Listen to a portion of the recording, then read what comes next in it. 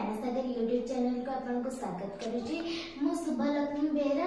आज विषय वस्तु हूँ छात्र आदर्श छात्र जीवन।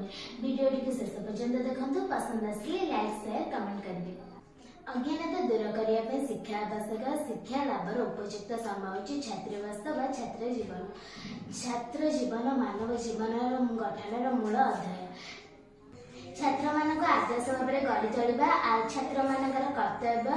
जो छात्र आम कि शिखा पाई था आदर्श छात्र व श्रेष्ठ छात्र कहुए। छात्र अन्य नाम विद्यार्थी। विद्या अध्ययन गोटे विद्यार्थीर काम। जपरी मुनि ऋषि मैंने अहरह अभ्यास करी आमको भी विद्या अभ्यास करने पड़ो। यह हूँ गोटे छात्र कर्तव्य। कारण कहुए विद्या मनुष्य को देवता करदिए, तेणु आम मनोयोग दे पाठ पढ़ा उचित। श्रद्धा और जिज्ञासा आदर्श छात्र उत्तम लक्षण। ज्ञान सीमा नहीं, समुद्र सहित तुलना कराए।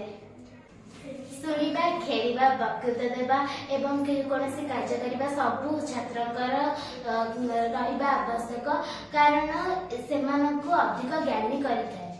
चरित्र मनुष्यर श्रेष्ठ संपदा। यह लोक प्रशंसित करती, तेणु लोक गुण ठार चरित्र बेसी आवश्यक। तेणु लोक कहते तो पचे गुण हजार, चरित्र न सब गुण ठार चरित्र बेसी आवश्यक। गोटे छात्र चरित्र नथिले से केबे गोटे श्रेष्ठ आदर्श छात्र हो पार ना। आदर्श छात्र आसंताकाली भविष्य, यही कथा से मन रखने से विश्व विजयी हम। गोटे आदर्श छात्र सरल जीवन यापन करा तार उन्नति होता है। मातृभूमि हूँ माँ। आम माँ जपरी आमको लालन पालन कर बढ़ाई से आम भारत भूमि लालन पालन हो बढ़ीचु। आम तार चरित्र रक्षा करने आम आदर्श छात्र होगा। जय हिंद, जय जय।